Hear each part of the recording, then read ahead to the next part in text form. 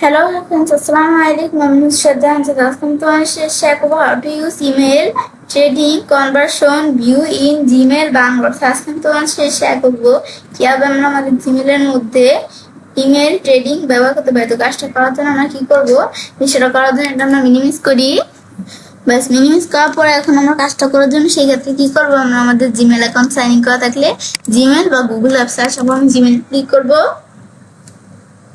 আমরা যখন জিমেলে ক্লিক করার পর এখন কাজটা করার জন্য আমি যদি এই যে সেটিংসে আসি, সেটিংস অপশনে আসার পর নিচ দিকে আসলে এই যে আমাদের ইমেল ট্রেডিং অপশন দেওয়া আছে যে কনভারসেশন ভিউ। তো এখন আমরা কাজটা করার জন্য আমাদের এখানে কি বলছে, এখানে কি লেখছে, এই যে আমাদের জসিম খান টু জসিম খান।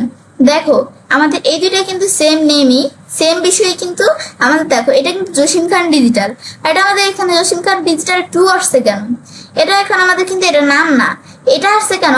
কারণ আমরা যদি এটার উপর ডাবল ক্লিক করি, দেখো এই যে একটা মেলের মধ্যে কিন্তু দুইটা এখানে মেল আছে। তো এখন আমরা আমাদের এদিকে এই দেখো আমরা এই জসিম খান ডিজিটাল এটা আমাদের 2 আসছে, কারণ আমাদের এই দেখো একটা মেলের মধ্যে দুইটা মেল ঢুকানো আছে।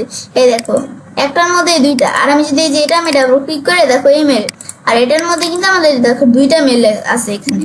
তো এখন আমি চাই যে এই দুইটা মেল আমি ভিন্ন করে দিব।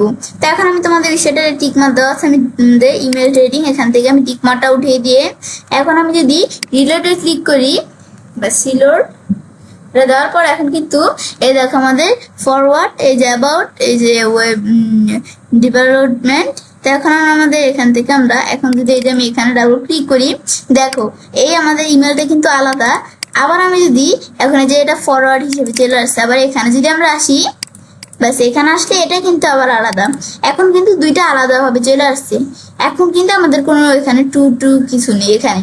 এখন আবার এখানে আসার পরে সেটিংস অপশনে আসার পর আমি যদি নিচ দিকে আসার পরে অপশনটা টিকমার্ক দেই, তারপর আমাদের রিলোডে ক্লিক করি, ব্যাস রিলোডে ক্লিক করলে কিন্তু এখন আমরা রিলোডে ক্লিক করলে ধরো এখানে কিন্তু আবার যে আগের মতো জসিম খান ডিজিটাল 2 এখানে কিন্তু একটা ইমেলের মধ্যে দুইটা ইমেল এভাবে চলে আসছে।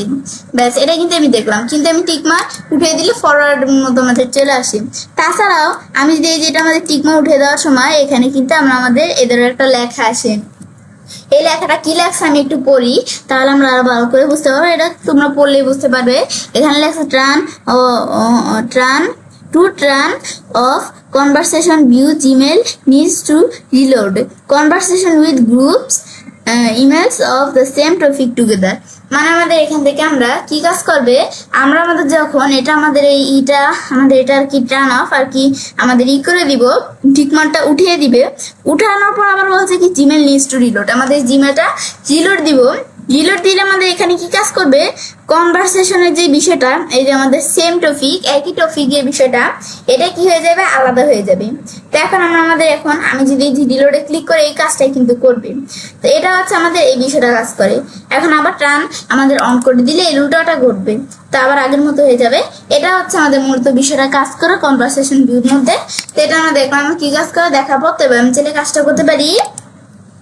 এবার আমরা খুব সহজে আমাদের জিমেলের মধ্যে আমাদের ইমেল ট্রেডিং ব্যবহার করতে পারি। ফ্রেন্ডস, আজকে ভিডিও তোমার ভালো লেগে থাকে তোমার চ্যানেলটি সাবস্ক্রাইব, লাইক করুন, সবার সাথে শেয়ার করবে।